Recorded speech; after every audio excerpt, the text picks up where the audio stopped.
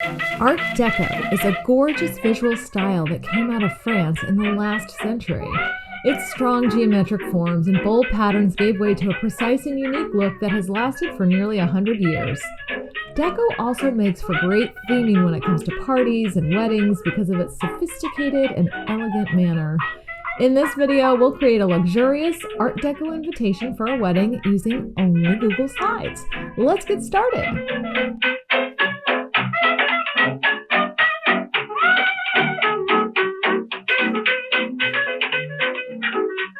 Hello designers. Today we're going to do something a little different. I'm going to do a wedding invitation before and after. So I found this art on Vecteezy. I'm going to make one small change to the background, which I'll show you in a minute. But first I want to talk about the type just a little bit. You can see in here I like actually the wording of the invitation, so I've kept a lot of it. If you're doing a sample invitation though, don't use any pretty fancy resort. Like, go ahead.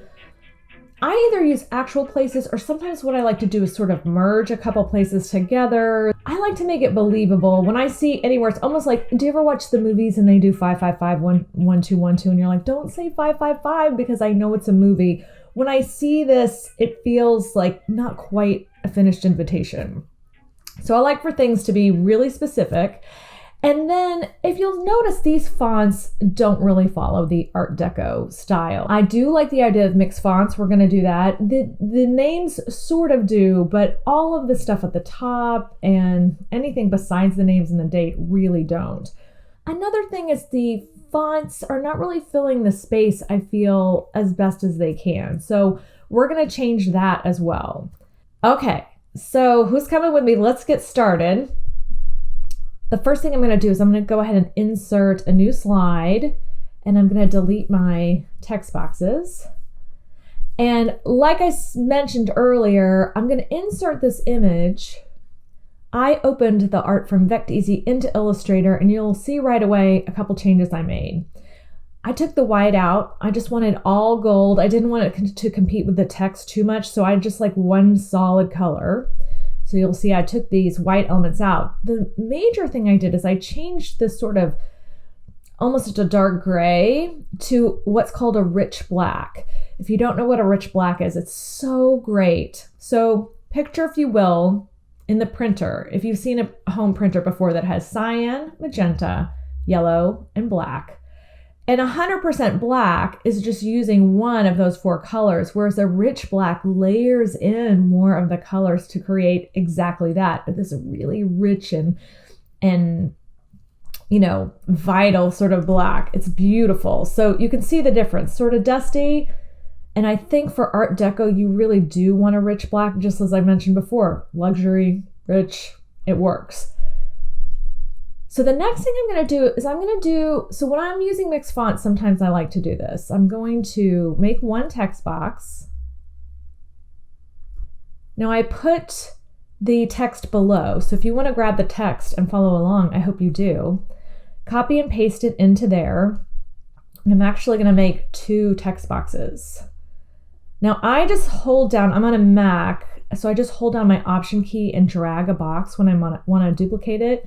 You can also copy and paste, which is Control C, Control V, or Command C, Command V, depending if you're on a Mac, or you can go up here to edit, and you can do that as well. So for my first font, I have combed all of Google fonts to find the ones that are most like Deco. Well, these are Art Deco fonts. Again, I know I'll do this in every video. Pour A1, I'm going to say Pour A1, and we're going to call it a day and leave it at that. And I'm going to bold this because it's a little thin. I'll tell you one more thing I want to do. I'll do it in just a minute. Let me get my font set up here. So I'm going to do Pour A1, and not everything's going to be the same size, but I think I settled on 10, maybe?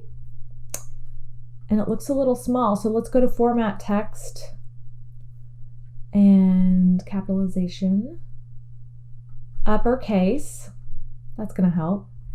And then I know everything's going to be centered, so select all, Command A, and I'm going to come up to my align and center everything.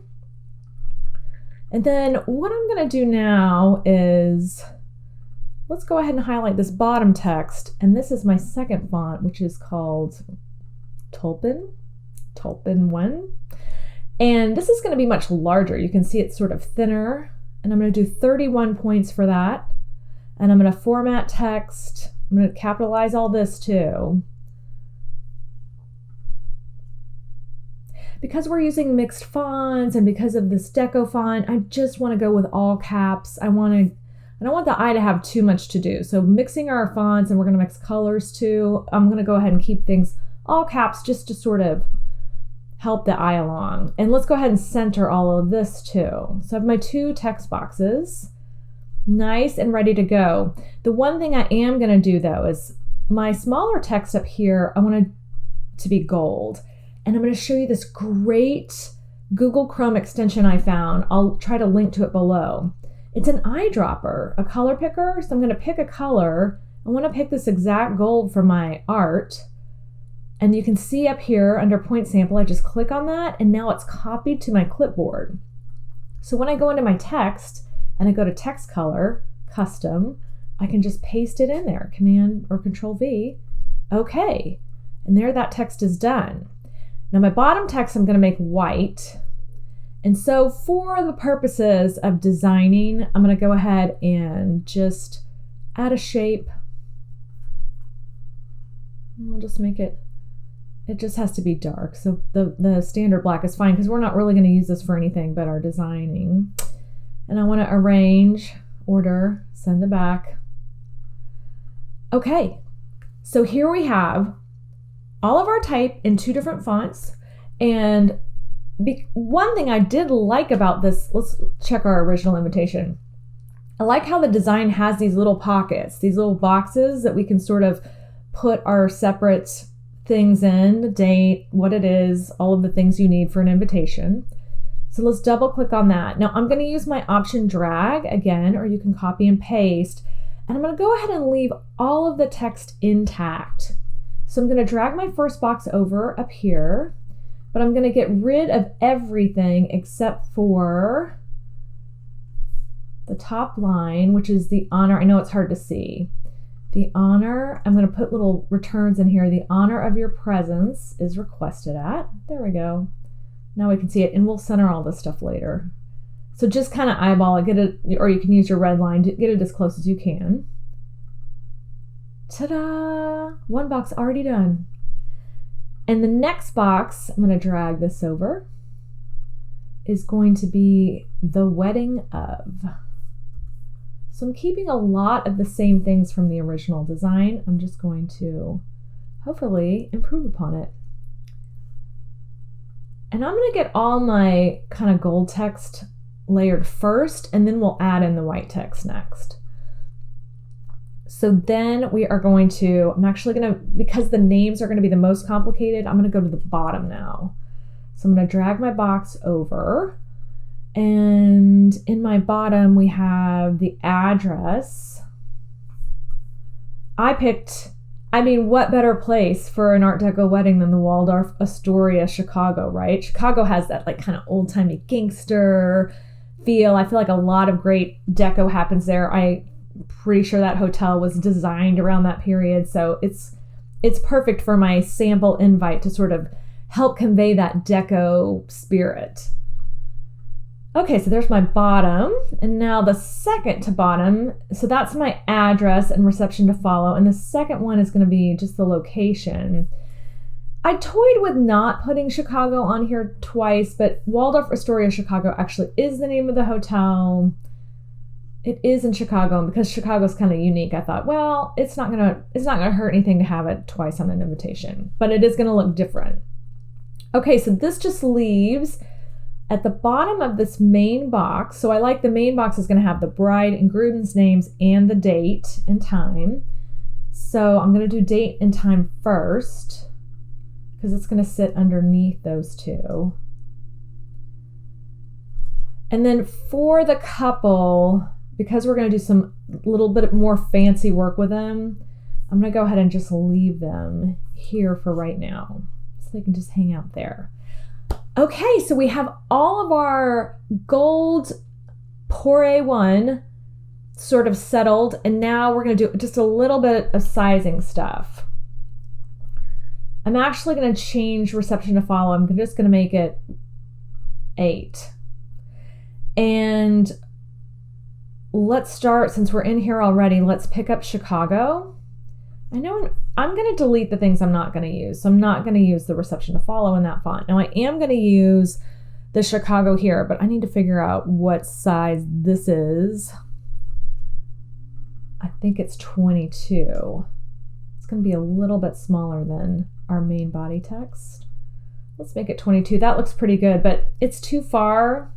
I'd rather have less space since these things go together, the address in Chicago. So let's do line and paragraph spacing, custom spacing, 0.88. And that just feels a little better. And I think I'm actually going to put a little space after doing this on the fly. Let's try 3 and see how that goes. Yeah, that just, that's too much. Told you, design on the fly. Let's do, I guess, just 1 since they're down there and it's so small. Yeah, that feels good. Just a little bit of space in between those two things. Okay, so now we're going to have, we're going to keep the Chicago here, and we're going to make the Waldorf Astoria our big type up here. Ta-da! You'll just have to shift things as they come.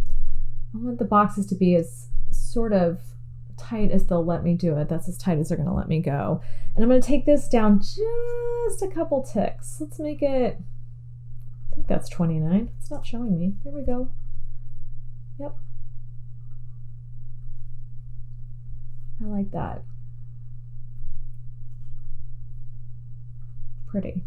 I kind of want these lines to be closer together too. So let's see where we are. It's at single. So let's try that 0.88 again. 0.88.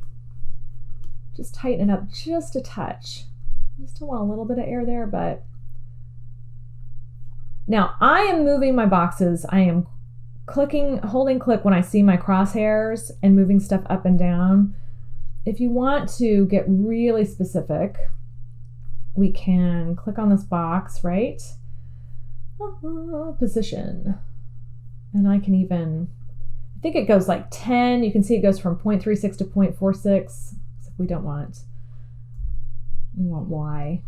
X, Y, X, Y. I forget which way I'm kind of backwards right now, I think. So it goes about 10 at a time. So if you want to cheat it, you can do, I don't know, just add a couple maybe in there. Okay, I like that. Now, this one is going to stay the same, but we're going to put wedding in here. And I'm going to get rid of, I know I'm not doing anything more on the bottom, so let's just I'm going to clean things up a little bit. And we're not doing the honor of your presence is requested at or the, so I'm going to take that out. So I'm going to double click on wedding and put that in here. And that moved us down, so we're just going to move our box up. And let's see, for wedding, I actually kind of like that size, so I'm going to keep that. And then in here, we're going to change just 23rd. So I am double clicking on these to copy. You can also highlight and copy, but I love that it's 2 clicks for a word, 3 clicks for a line. So I double click, copy, and then paste it. Double click, copy, and paste it. So last we have our names. So I'm going to get rid of this and this, and I'm actually going to take out the last names, and I'm going to take out the ampersand too, but I'm going to put a space in here, and then I'm just going to move this box over. So let's move this box back, and we can get rid of this one. So we've got our names. Now, if you've seen some of my wedding videos before, it's a bummer that we can change the line spacing, the paragraph spacing, or line spacing as they call it in Google Slides, but we can't change the character spacing between the letters, because that really helps, it helps formulate a design. So my cheat is, as you see I've just done, I just put spaces in. and it just kind of has some air and it just offers a little style. And I'm going to change this to 51. So I'm going to click 48, tick up 3, and then let's drag our handles out so they fit. And obviously whatever names you use. Now, that's the great thing if this is a sample design, is that you can just pick your names to make it look as good as possible. If you have an actual client, sometimes you have to do a little bit of work. Okay, this is not in front. I'm using my undo key a lot today. Let's bring this to the front so that it's the first thing. When you have things layered, you want to make sure the things you need. And let's see if I can add another space. I can. Great. So I am going to make a copy of this box just for the ampersand. So I'm going to take that ampersand and I'm going to make it 25. I just magically know that. I'm just kidding. I've worked all this out before. Even though I do some stuff on the fly, most of it I try to have done. Look at that. Perfect. Ah, so cute. I wonder if I can tick it. It's probably going to be too much. Okay, so now let's use our, let's see. I just want to go a couple. So 28 maybe? No, that's too much.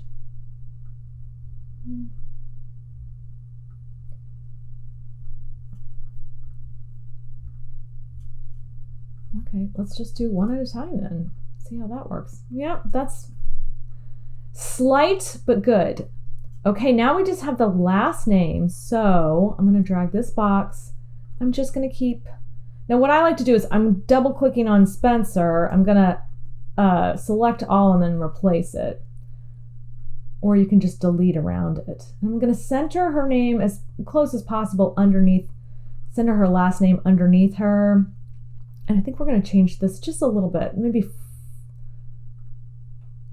13. I like 12. Let's try 12.